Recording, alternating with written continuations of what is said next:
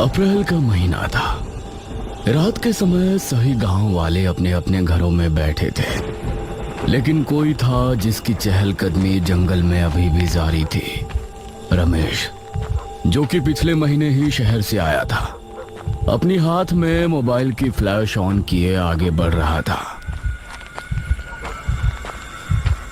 भला किसी पुरानी गुफा में लिखी पुरानी बातों को पढ़ने से किसी की मौत कैसे हो सकती है? ये गांव के लोग भी ना कुछ भी कहानी गढ़ देते हैं। आज तो मैं पढ़कर ही रहूंगा उस गुफा के अंदर क्या लिखा है जो गांव के लोगों ने इतनी दहशत फैला रखी है।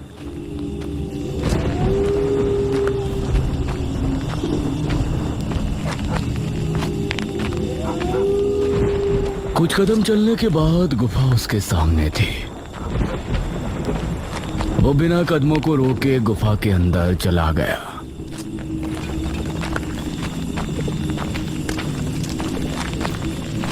गुफा तो नॉर्मल ही लग रही है। वो बड़ी आराम से इधर उधर देखता हुआ आगे बढ़ रहा था।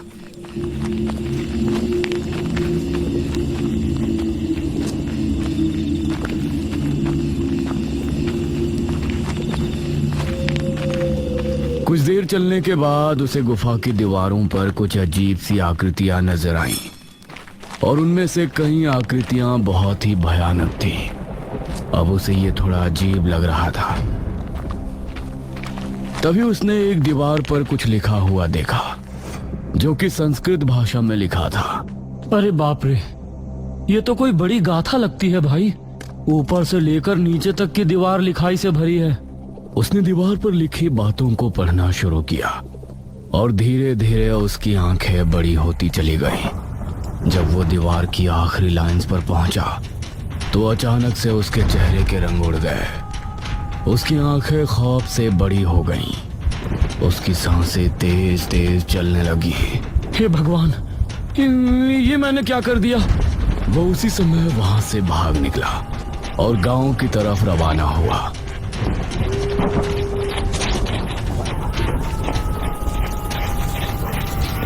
कुछ ही देर में वो गांव पहुंच गया और सीधा अपने घर में आकर रुका। हे भगवान, मेरी रक्षा करना।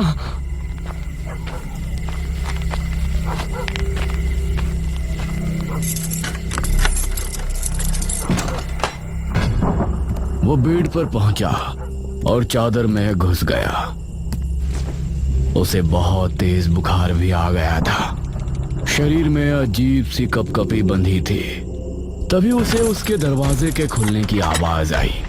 वो डर गया और उसने अपने चेहरे से हल्की सी चादर हटाई तो उसके सामने एक बहुत ही भयानक असुर खड़ा हुआ था। उसे देखकर उसकी आंखों में खौफ उतर आया।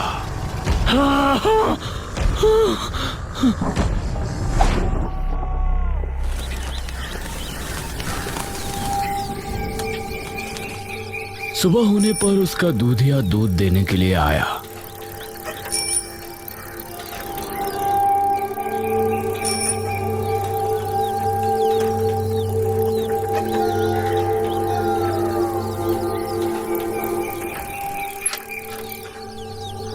अरे रमेश बाबू, दूध ले लीजिए। कहाँ छिपे बैठे हैं?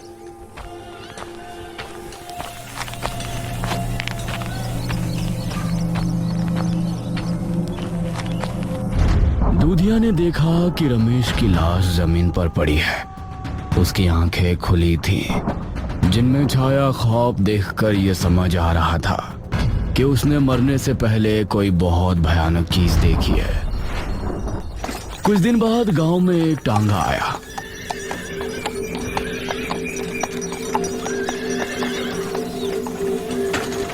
उसके अंदर से मनोज नाम का एक आदमी उतरा। टांगे वाले ने उसके 2 बड़े बड़े बैग भी टांगे से उतारे। शुक्रिया भाई। तभी मुखिया भी अपने एक आदमी के साथ वहां आया।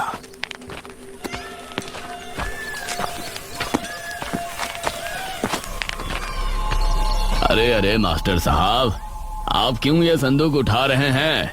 ये काम करने के लिए तो हमारे आदमी है ना। अब मुखिया जी नमस्ते। लगता है आपने मुझे पहचान लिया।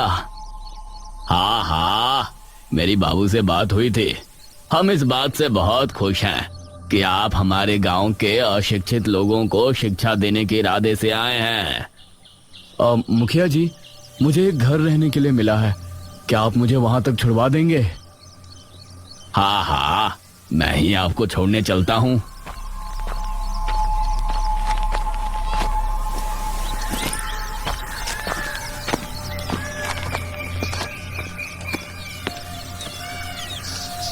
मनोज मुखिया की गाड़ी में बैठा और गाड़ी आगे बढ़ने लगी। वैसे वो घर बसावट से काफी दूर है। कुछ देर की यात्रा के बाद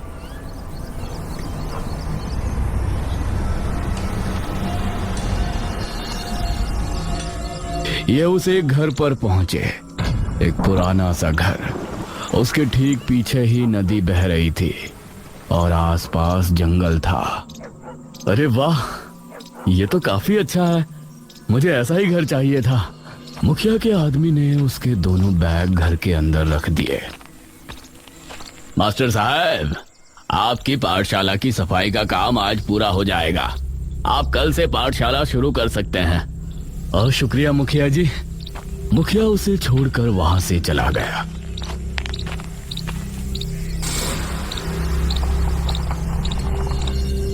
मनोज ने अपने बैग्स को कमरों में रख दिया।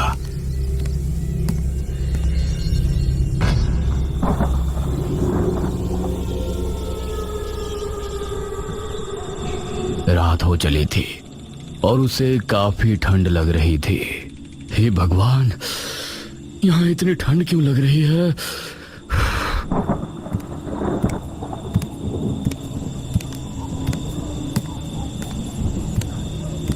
उसने दूसरे कमरे में जाकर देखा तो वहां अंगीठी और कुछ लकड़ियां रखी थीं। अरे, ये लकड़ियां तो बहुत बड़ी हैं, इनको बिना काटे तो अंगीठी में डाला ही नहीं जा सकता। उसने सभी कमरों में देखा, लेकिन उसे वहां कुल्हाड़ी नहीं मिली। चलो बाहर जाकर देखता हूं, हो सकता है जंगल में छोटी लकड़ियां मिल जाएं। बिना काटे ये तो अंगीठी में नहीं आने वाली। वह घर से बाहर निकला। मौसम काफी ठंड था। उसने देखा कि नदी की तरफ कुछ छोटे पेड़ भी हैं। उन पेड़ों से छोटी लकड़ियों का इंतजाम हो सकता है। वह नदी के ही तरफ रवाना हुआ। सामने से आती लहरों का नजारा उसे बहुत मनमोहक लग रहा था। वो लकड़ियों को भूल गया और नदी के किनारे की तरफ उसके कदम चल पड़े। एक लहर आई और उसने आंखें बंद कर उसको महसूस किया। उसके घुटनों तक पानी आया और लहर वापस जाते हुए पानी वो वापस ले गई। वाह, कितना खूबसूरत मंजर है ये। तभी उसे उसके पैर के पास कुछ महसूस हुआ। उसने देखा कि मिट्टी में कुछ है। उसने मिट्टी हटाकर देखी तो वो हैरान रह गया। उसके पैरों में एक कुल्हाड़ी पड़ी थी। अरे भाई, ये क्या? कुल्हाड़ी? हाँ, यहाँ तो आसपास कोई है भी नहीं। फिर किसने मेरी इतनी फिक्र की? उसके चेहरे पर मुस्कान छलक आई। मुझे इसी की जरूरत थी। भगवान ने समुद्र के जरिए मदद की है। Thank you God. उसने कुल्हाड़ी उठाई और वापस घर में पहुंचा। कुल्हाड़ी की मदद से उसने लकड़ियां काटी और फिर अंगीठी में डालकर आग लगाई। वाह, अब थोड़ी राहत मिली। उसने अंगीठी पलंग के पास रखी और फिर सुकून की नींद सो गया।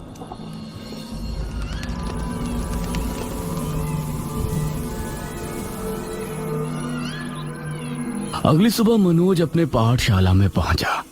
पहले दिन से ही वहां गांव के कई लोग शिक्षा लेने पहुंचे। मास्टर जी, ये नटूरे का क्या मतलब होता है? ये सुनकर मनोज मुस्कुराया। अरे चाचा जी, वो नटूरे नहीं, नेचर है। Nature nature. यह सुनकर सभी हंस पड़े। गांव के लोगों को पढ़ाना काफी मुश्किल का काम था, लेकिन मनोज को यह करने में बहुत गर्व महसूस हो रहा था।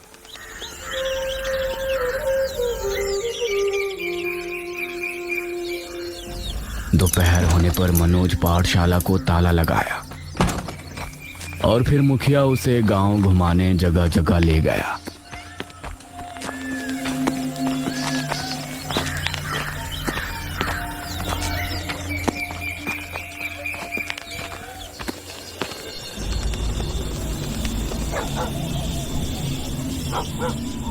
शाम होने पर सभी आग के सामने बैठकर बातें करने लगे।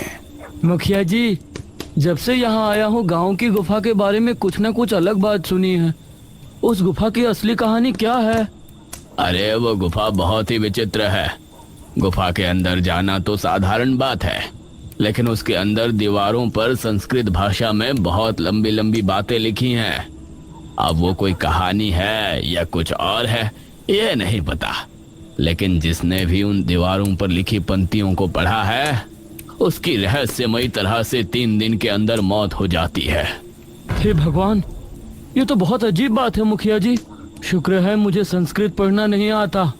मनोज को इस बात पर भरोसा नहीं था, क्योंकि वो एक पढ़ा लिखा व्यक्ति था। अब चलिए मुखिया जी, अब आपसे कल मिलता हूँ।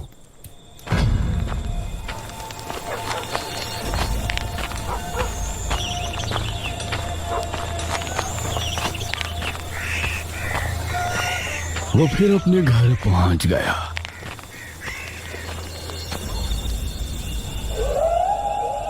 लेकिन बिरजू अभी भी गुफा के बारे में ही सोच रहा था। उसके कदम उसे गुफा के पास खींच ले गए।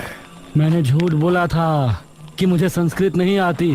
अब तो मेरी उन पंक्तियों को पढ़ने की जिज्ञासा और बढ़ गई है। भला दीवारों पर लिखी बातों को पढ़ने से कोई मर सकता है? वो गुफा के अंदर चला गया।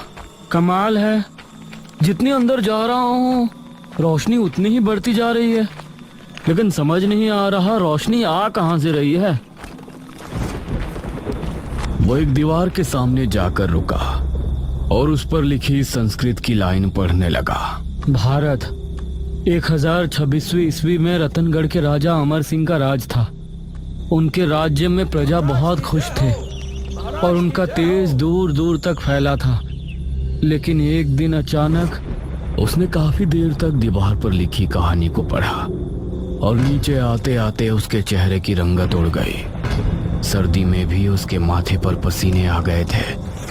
तभी उसे एक भयानक हंसी सुनाई दी।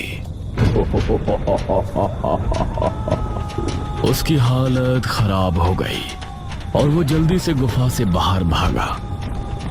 वो गांव की तरफ निकल गया और कुएं पर जाकर रुका।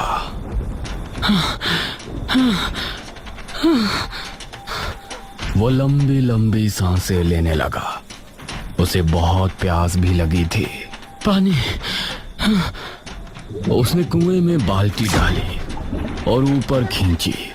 उसके बाद उसने पीने के लिए जैसे ही चुल्लू में पानी लिया, वो पानी एकदम लाल हो गया और उसमें से बदबू आने लगी। उसने चुल्लू का पानी फेंक दिया और बाल्टी पर नजर मारी तो उसके अंदर साफ पानी ही था। वह जल्दी से वहां से अपने घर की तरफ भागा। अरे क्या हुआ आपको? इतना हाफ क्यों रहे हैं? कुछ नहीं, खाना लगाओ। उसने अपने डर को छिपाना चाहा, लेकिन इसमें वो नाकाम हो रहा था। खाइए ना, थाली आपके सामने है। उसने एक रोटी तोड़ी और जैसे ही मुंह में रखी तो उसे बहुत ही अजीब सा स्वाद आया और उसने रोटी वापस उगल दी। उसने देखा कि थाली में सब्जी की जगह कीड़े रेंग रहे हैं। अरे क्या हुआ आपको? जब बिंदिया ने देखा तो प्लेट में खाना ही था। वो कीड़े सिर्फ बिरजू को ही नजर आए थे। कुछ नहीं, वो मुझे भूख नहीं है। वो बिस्तर में गया और बुरी तरह से कांपने लगा। उसकी बीवी बिंदिया को उसकी बहुत चिंता होने लगी। अगले दिन सुबह 7 बजे मनोज की आंख खुली। उसने उठते ही खिड़की से नदी का नजारा देखा। वाह, कितना खूबसूरत नजारा है। ठीक 8 बजे वो पाठशाला पहुंचा और पढ़ाने का काम शुरू किया और शाम होने तक वो मुखिया के साथ ही रहा।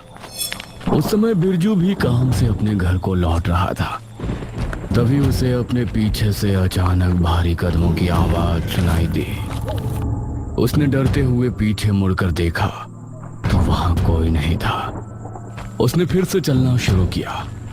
वो फिर से कदमों की आवाजें उसे सुनाई देने लगी, लेकिन अब उसने रुकना ठीक नहीं समझा और अपने घर पहुंचा।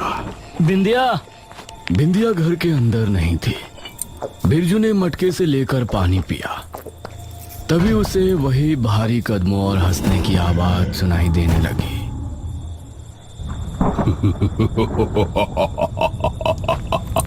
उसने देखा कि ये आवाज उसे स्नान गृह से आ रही थी। वो धीरे धीरे उसकी तरफ बढ़ने लगा। बिंदिया, क्या तुम हो? तभी दरवाजा हल्के से खुला और एक भयानक हाथ दरवाजे पर आया। उसे देखकर वो डर गया और उसने अपने कदमों को पीछे लिया। तभी घर की सारी लाइट बंद हो गई और उसे अंधेरे में 2 लाल चमकती आंखें दिखाई दी। उसकी चीख सुनकर आसपास मौजूद सभी लोग उसके घर की तरफ भागे। बिंदिया भी पड़ोस के ही घर में थी। वो भी वहां से निकलकर भागी। वहां जाने पर बिरजू की लाश पड़ी मिली। उसकी गर्दन पूरी पीछे तक घूमी हुई थी। मनोज भी बिरजू की लाश देखते हुए बहुत हैरान था। जरूर ये गुफा के अंदर ही गया होगा। लेकिन इसने तो कहा था कि इसे संस्कृत पढ़ना नहीं आता। मनोज को यही लग रहा था कि उसका किसी ने खून किया है और गुफा वाली बात के सिर्फ आड़ ली जा रही है। कुछ देर बाद मनोज वापस अपने घर पहुंचा। आज तो चाय पहले ही पी लेता हूँ, बहुत थकान हो रही है। और चाय बनाने के लिए किचन में गया।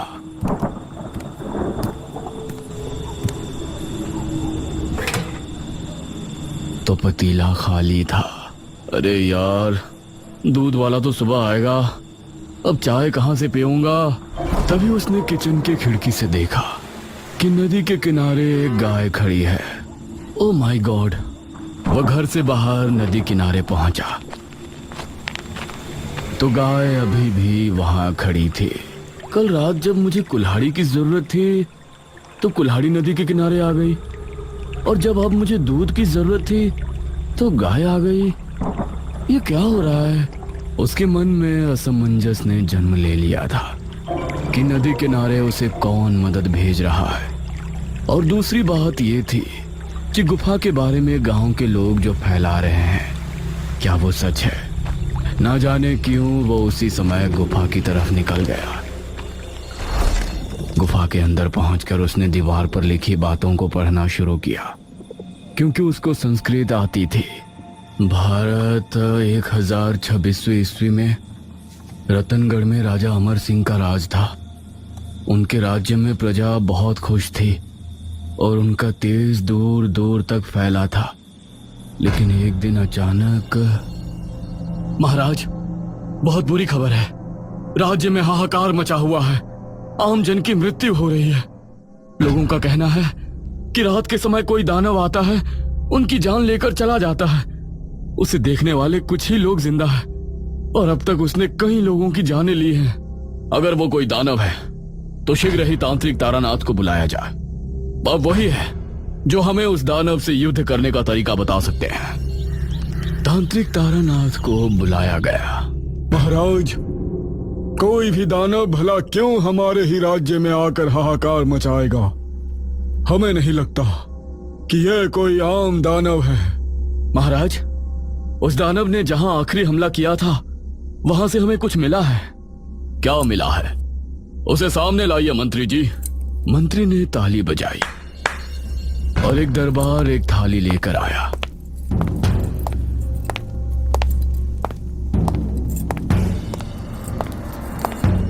मंत्री ने उस थाली से कपड़ा हटाया तो उसके अंदर कोई नुकीली चीज थी।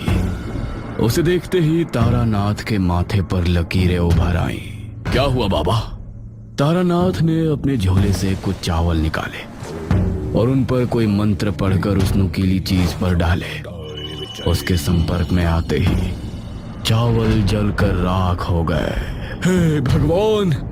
महाराज, वो कोई दानव नहीं बल्कि असुर है। यह उसी असुर का नाखून है। असुर? हाँ, आपके पड़ोसी दुश्मन राज्य ने हमारे राज्य को खत्म करने के लिए इस असुर को आवाहन करके यहाँ भेजा है। तांत्रिक तारानाथ, अब हम इस असुर को कैसे वध कर सकते हैं? ये कोई आम दानव नहीं, असुर है महाराज। हमारी मृत्यु ही इस असुर का अंत है। यह सुनकर सभी हैरान रह गए। हमें एक महायज्ञ करना होगा और अपने शरीर को त्याग करना होगा। हमारी हड्डियों के बने वज्र से ही उसकी मृत्यु संभव है। बाबा, क्या और रास्ता नहीं है? नहीं महाराज, हमें हमारी मृत्यु का कोई दुख नहीं है। आपकी रक्षा करते हुए हमारी मृत्यु हो जाए तो इससे अच्छी मृत्यु और क्या होगी। तारानाथ एक गुफा में जाकर यज्ञ में बैठे और 2 दिनों के बाद जब महाराज अमर वहां पहुंचे तो वहां तारानाथ नहीं थे। उनकी हड्डियों का एक वज्र रखा हुआ था। आपका बलिदान सदैव अमर रहेगा।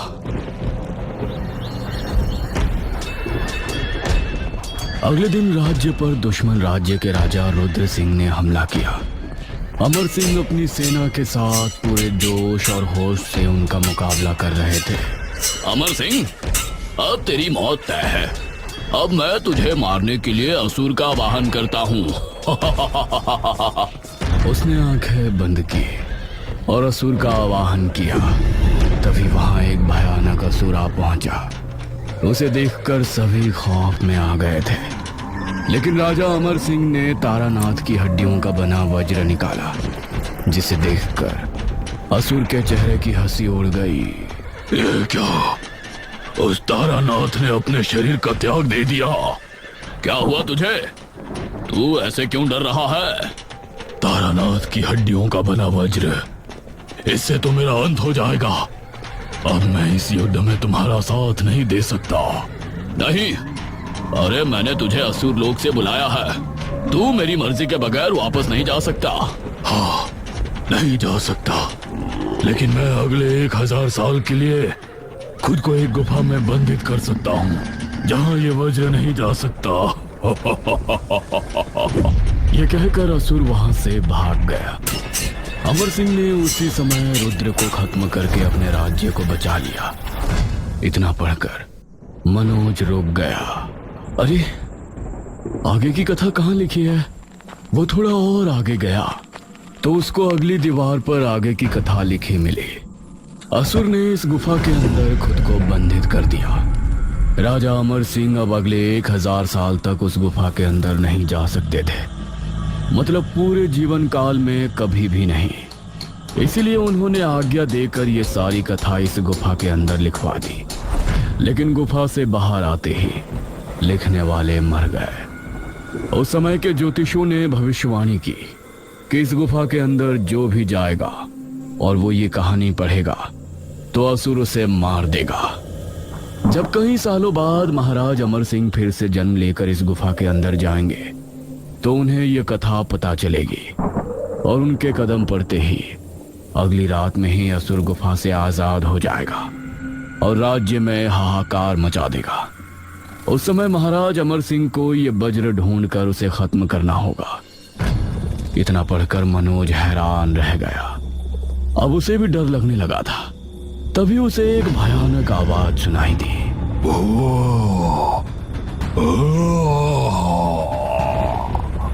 यह आवाज सुनकर मनोज बुरी तरह से डर गया और वहां से भाग निकला।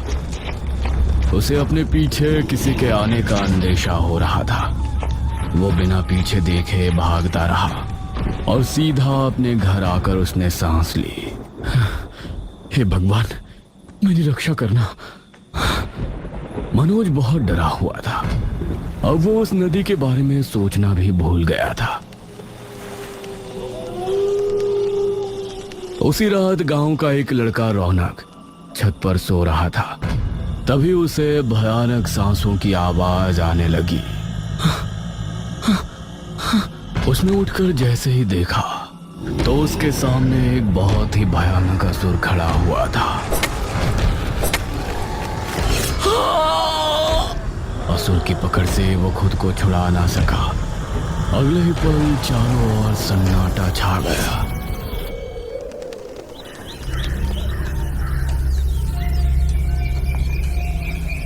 सुबह होते ही गांव में उसके ना रहने की खबर फैल गई और माहौल शोकमय हो गया। ये रौनक कैसे मारा गया? ये तो गुफा के अंदर गया भी नहीं था। मुखिया जी, ये तो बहुत बुरा हुआ।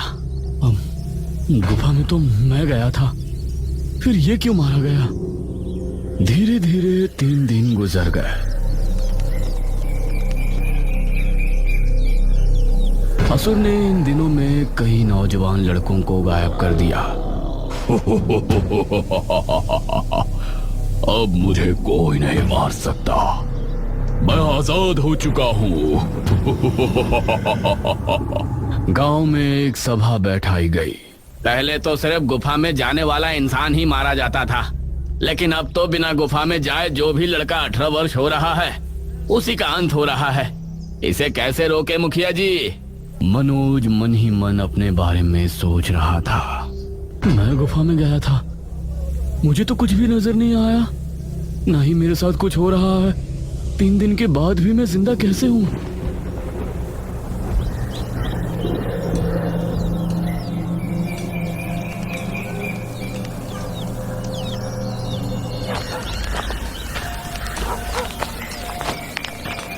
मनोज घर पर आया और इसी सोच में डूब गया कि उसकी जगह गांव के लोग क्यों मारे जा रहे हैं। तभी उसकी नजर नदी पर पड़ी। वो बिना कुछ सोचे नदी किनारे गया। तुमने मेरी 2 बार मदद की है, अगर ये कोई इत्तेफाक नहीं है तो मेरी मदद करो। मुझे बताओ कि तुम कौन हो और क्या ताल्लुक है मेरा इस नदी से और गांव में हो रहे खूनों से। तभी उसने देखा कि लहरों के साथ कुछ उसके करीब आ रहा है। वो उसे देखता रहा और पास आने पर पता चला कि वो एक बोट थी जिसमें कोई नहीं था। ये क्या? इसमें तो कोई है ही नहीं, फिर ये यहाँ कैसे पहुंची? मनोज ने उस बोट में बैठ गया। उसके बाद वो अपने आप रवाना हो गई। मनोज को डर भी लग रहा था और हैरानी भी हो रही थी, कहीं उसकी मौत को अलग तरह से तय तो नहीं किया गया।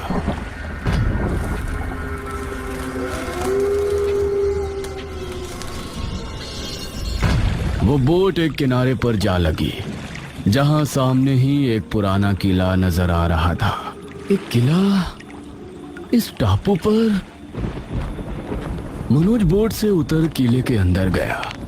वहां दीवारों पर मशालें जली हुई थी। आ जाइए महाराज।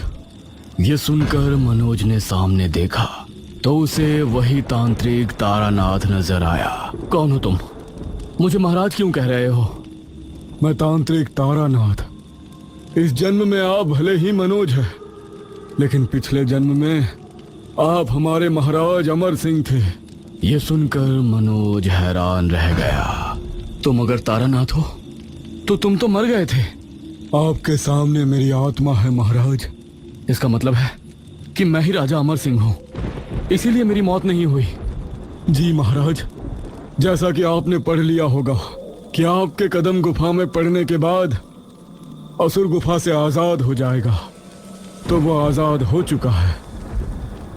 हे भगवान, मतलब जितने भी गांव के लोग मारे जा रहे हैं उनका जिम्मेदार मैं हूँ?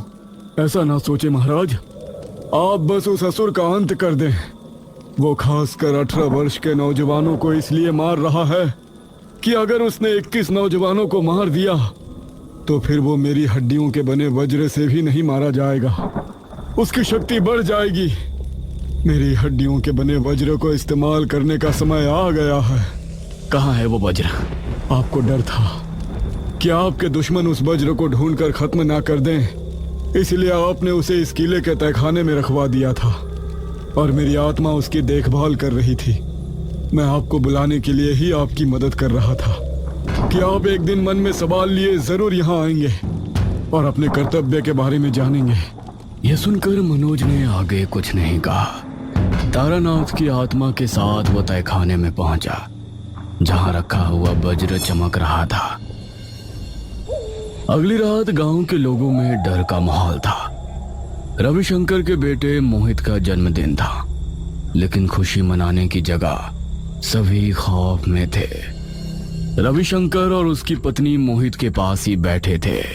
माँ, बाबूजी, आप इस तरह क्यों मेरे सर पर बैठे हैं? मुझे मेरा जन्मदिन मनाना है। अरे बेटा, तुम्हारी जान खतरे में है, हम तुमको अकेला नहीं छोड़ सकते। हाँ, वहीं कुछ लोग घर के बाहर भी टहल रहे थे। मोहित रविशंकर का इकलौता बेटा है, उसकी मौत नहीं होनी चाहिए। हमें उसे हर हाल में बचाना है। हाँ मुखिया जी। तभी इन सभी को भारी कदमों की आवाज सुनाई देने लगी। इन सभी ने पहली बार असुर को आते देखा। इनकी आंखें खौफ से फट पड़ी और दिल बुरी तरह दहल गया। तुम लोग मुझे नहीं रोक सकते।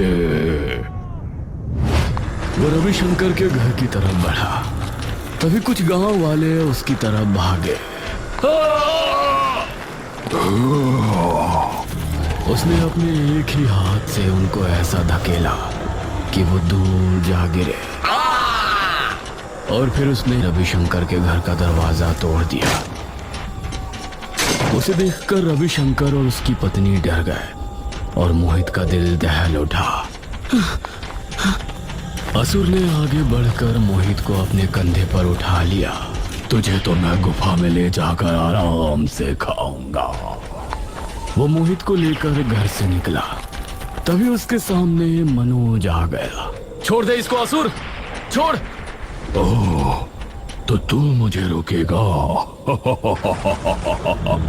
उसने मनोज को धक्का देना चाहा, लेकिन उसे छूते ही असुर को एक झटका सा लगा। मोहित उसके हाथ से छूट गया और उसके माता पिता ने उसे खुद से चिमटा लिया। यह कैसे हो सकता है? मैं तो तुझे मच्छर की तरह मसलने की शक्ति रखता हूँ। तभी मनोज ने अपने पीछे छिपाया हुआ वज्र निकाला, जिसे देखकर असुर हैरान रह गया। मैं कोई आम इंसान नहीं, राजा अमर सिंह हूँ। तेरी मौत। यह सुनकर असुर के चेहरे पर खौफ उतर आया। वो वहां से भागने लगा। तभी मनोज ने आगे बढ़कर उसके सीने में वज्र घोंप दिया। असुर बुरी तरह से अहंकार भरने लगा। सभी गांव के लोग वहां इकट्ठे हो गए।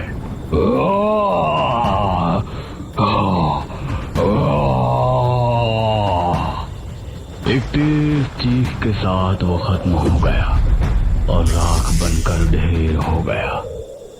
मास्टर साहब, आप ही हमारे पूर्व काल महाराज थे।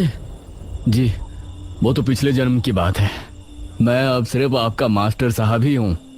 मोहित के माता पिता ने मनोज का धन्यवाद किया और सभी ने उसकी हिम्मत की सराहना की। मनोज को अब बहुत अच्छा लग रहा था, क्योंकि उसने गुफा के खौफ को हमेशा के लिए खत्म कर दिया था और असुर के साथ बुराई का वध कर दिया था।